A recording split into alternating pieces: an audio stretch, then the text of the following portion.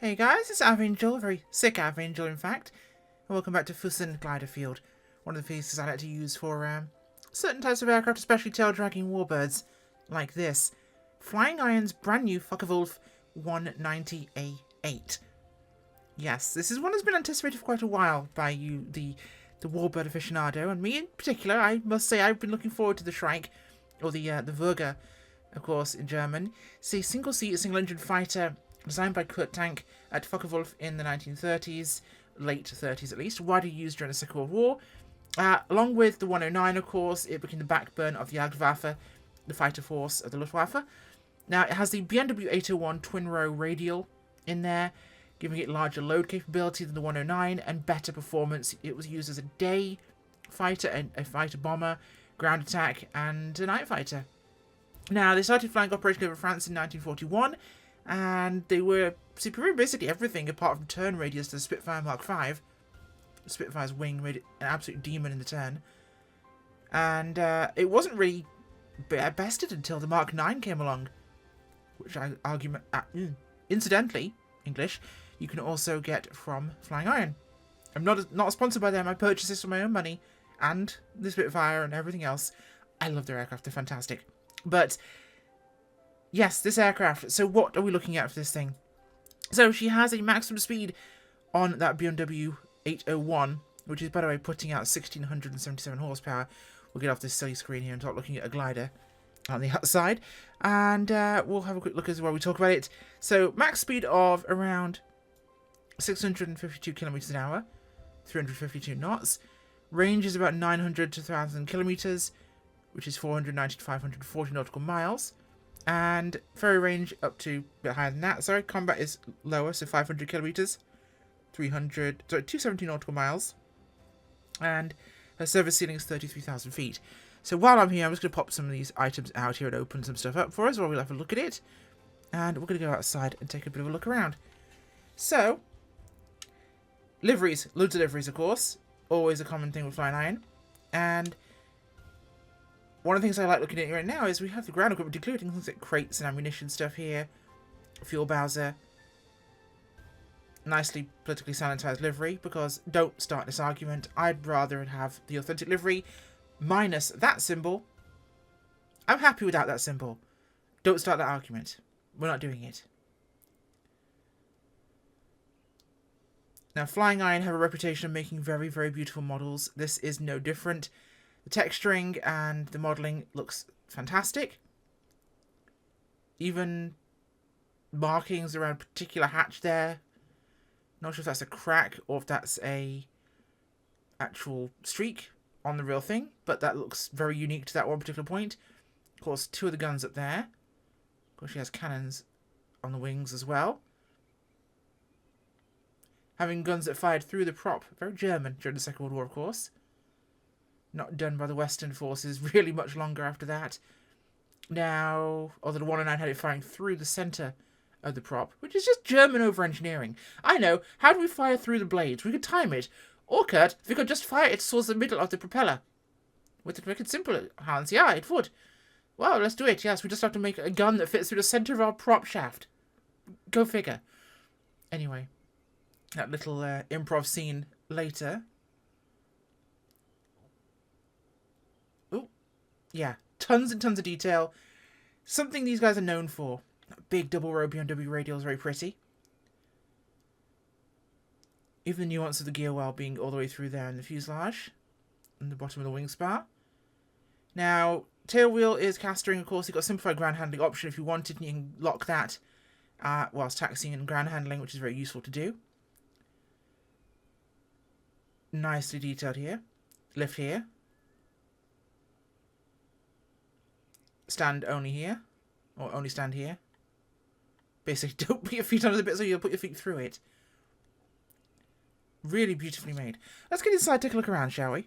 Now, we had the tablets open here because we wanted to have a look at the ground equipment. We'll put those down so we can close up our cowling. Now, of course, we can turn on stress and failures. We will do just that for this test. We can have a GPS. We can replace things with English here.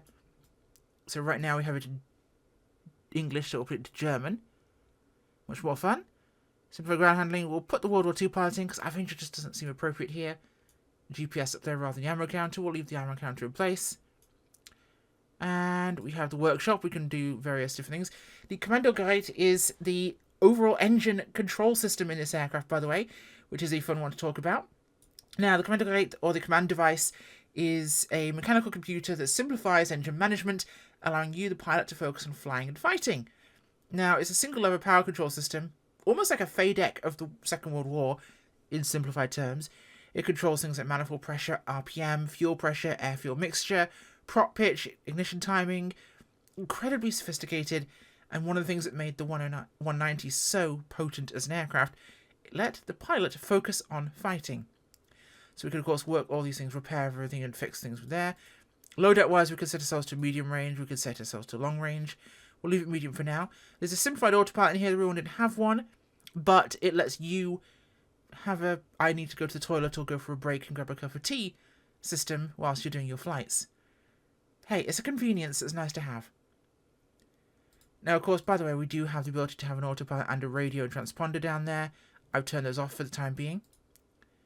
All our V-speeds here, so takeoff speed is 220. 269 for best angle of climb. Nice. Stall speed, full flaps, 165. We're looking for about 220 for our approach speed, is basically what we're looking for. And never exceed, so flaps extension speed 250, gear extension 300. Useful for slowing the thing down. And we have our checklist here. So, without further ado, let's start this beastie up, shall we? Now, I do want to say, by the way, details-wise, the soundscape for this is phenomenal.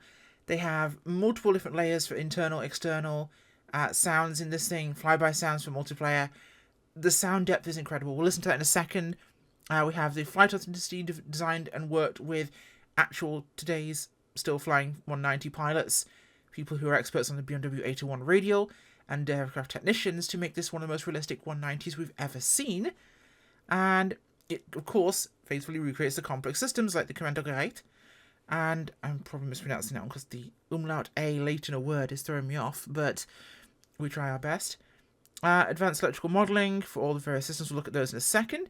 Custom ground handling and UV lighting, which we'll take a look at once we get started up. So, forward breakers all on. So that's these here. Ordnance, gun sight, instrument, nav, which we'll have to set on prop separately.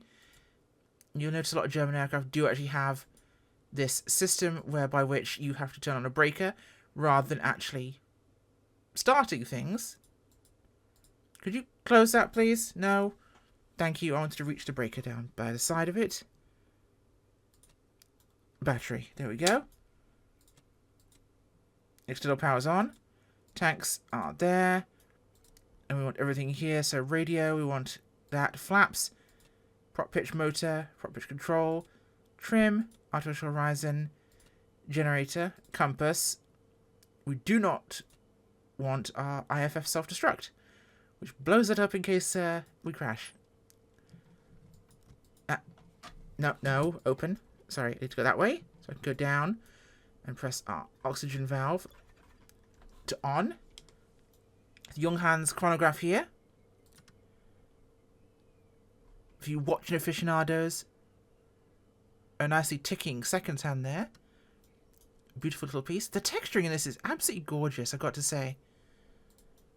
Beautiful work inside this aircraft. It looks and feels like it smells real. Here's our actual control lever there for the prop pitch setting. Prop control, automatic and manual modes there. We'll do that in a second. Okay, let's get on with our starts, shall we? So we were on engine start, so rear brakes all on, external power on, oxygen valve open, done. Engine start will be check rear and forward fuel.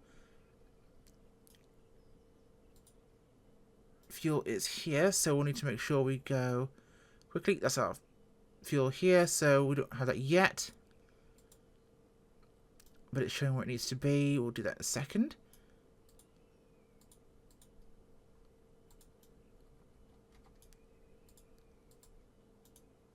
Make sure I have everything set across where it needs to be there. That is up here. Fuel should be on. Okay. Priming back there, we'll just sit there for a second. We are, of course, fuel valve to automatic. We are onto automatic. Prime, we'll do prime. Magnetos to both. Right here, both. Prop control to manual, which it is. So we'll set our prop control to 12:30, which is what we're looking for. Once it sets itself to where it's going to now. Or to 12 o'clock, sorry.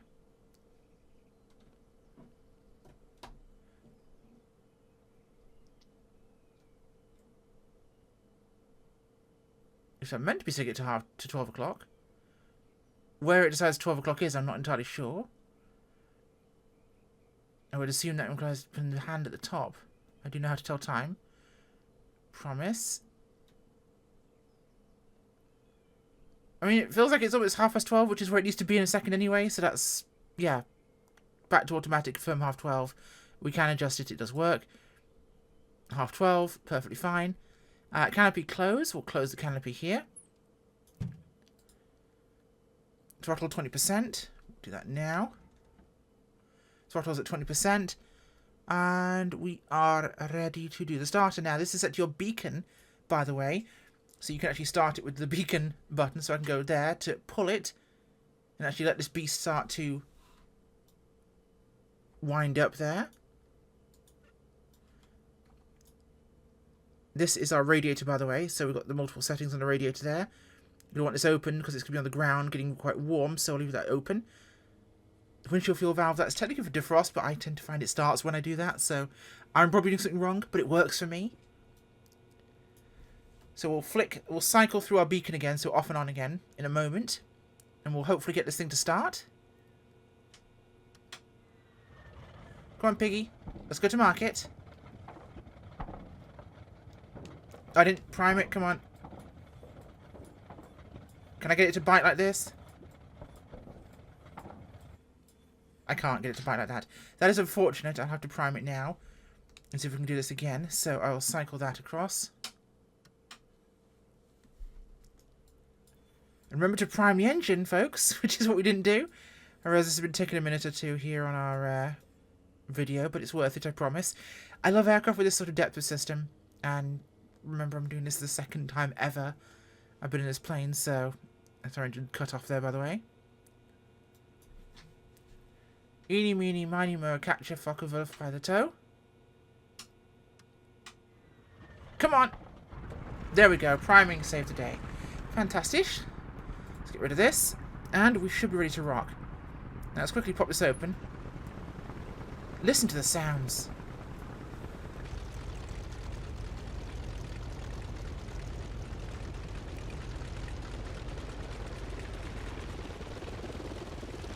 Wow, hear the chop of the propeller.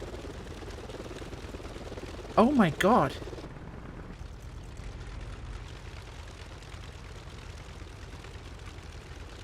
I've never heard that in the sim before.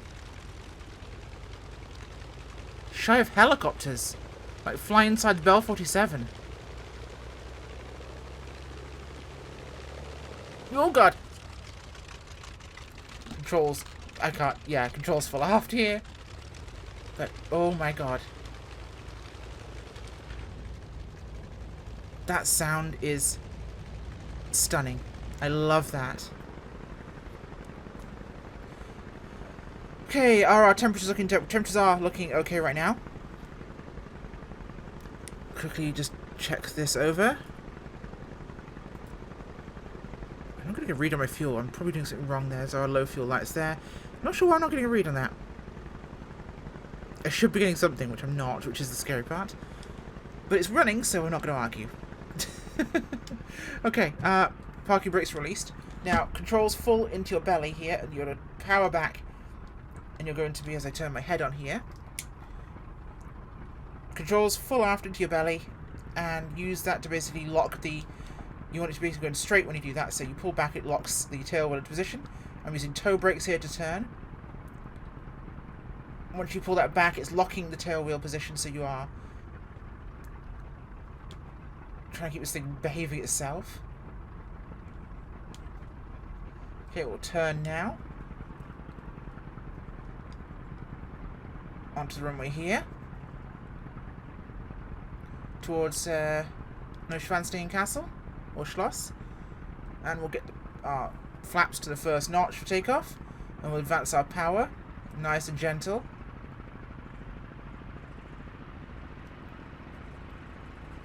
Nose comes down. Oh, it's very bouncy here.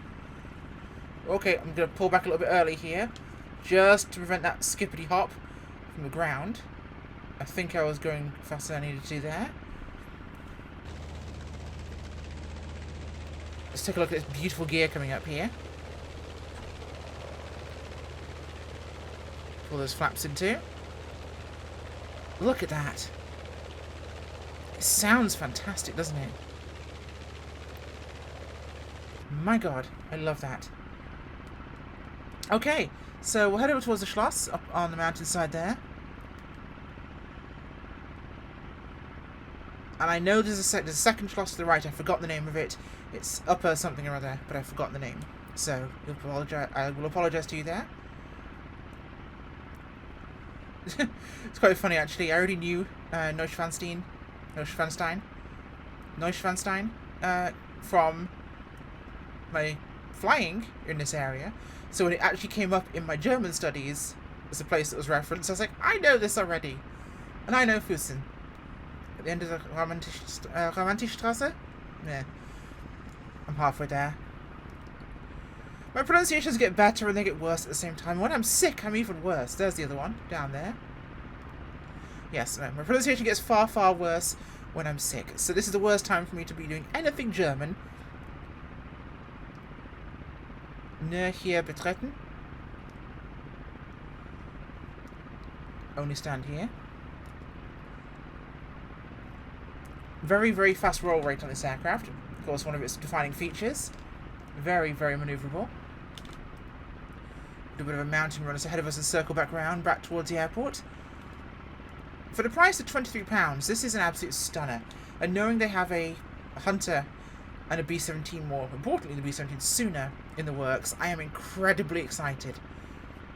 Because that's going to be good. I can't wait for a Flying Iron B-17. That is going to be an absolute favourite of mine. Now, if you're listening, Flying Iron guys, make a DC-3. You want to make a DC-3 after the B-17. You'll have loads of experience with Pratt & Whitney radials. You should make a DC-3. It would be a fantastic idea. Everyone will buy it. Yes, make a DC-3. Do it! Please, for the love of everything holy, in FS 2024, make a DC-3. Please. Or a C-47 that isn't the one we currently have. Please, save us from that C-47. Be the heroes we need. Rant over, back to this aeroplane. It sounds like a chuggy tractor at times, but she's absolutely moving.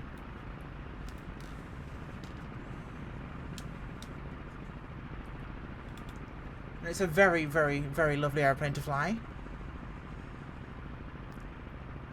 I could fly this thing for hours. It's so aerodynamic, its visibility is fantastic, although over the nose on approach it's not quite that good. But she is just lovely to operate. I struggle to think of actual negatives here. Like, I'd love to think of something negative to say, to make it not look like I'm absolutely shilling for Flying Iron. But I promise you I paid my own money for this. And I'm struggling. It's really beautifully textured. It's got nice, considerate features in the tablet. It has a tablet. It's going to get a free update for FS 2024. Heads up. So, other products of theirs, I cannot comment. But I can tell you, this 190 you should buy because you will get the free update to 2024. So that's worth it alone, isn't it, folks? Yeah, I'm struggling to think of negatives. I really can't think of any. There's our airport ahead of us, so we'll go around it. And we'll come back in for an approach to Füssen. Romantische Straße. Romantic Road. That sounds like the one, right? Alright. We'll break over the centre field and we'll come back around for an approach.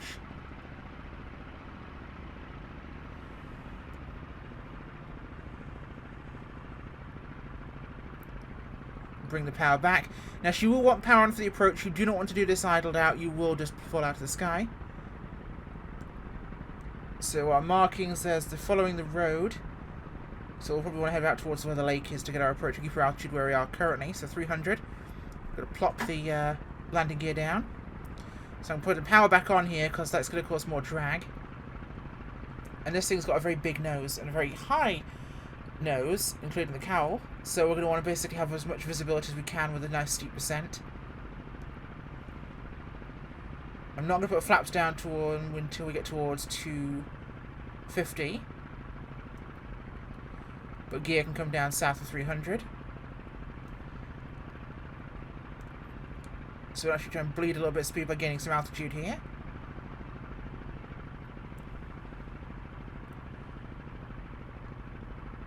There we go. Full flaps, so I'm going to put power on to maintain 250 for the time being. There's our road, there's our field. Rudder over to get it to turn around a little bit tight than I'd want. But we should be okay.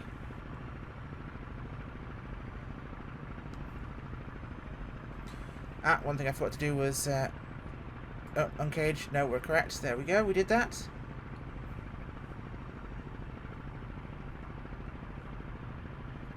Oh, it's right there. Sorry, no, I was just looking at the wrong thing.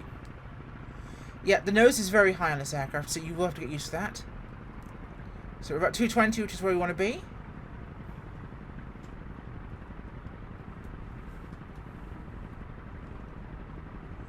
There's a fair bit of looking out the side of the engine in this aircraft. So more power, more power, more power. I'm slow.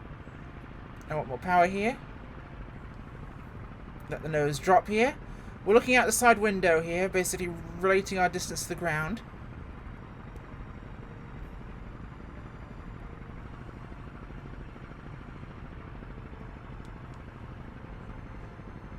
Bring her down. Bring the nose up. That's a tree. Yeah, we took our time and we ended up in trees. So, I died. And I probably bent the plane for the first time. Although the gear is still upright, so we're okay. So we've chopped down some trees. We did some free landscaping, which is completely fine. By the way, I am not ashamed. I'm sick, so I'm not at my best. This is my excuse for landing like a dog. It was mostly fine until I basically spent 20 minutes hovering down the runway. I'm used to flying their 109. The 109 has a tiny little...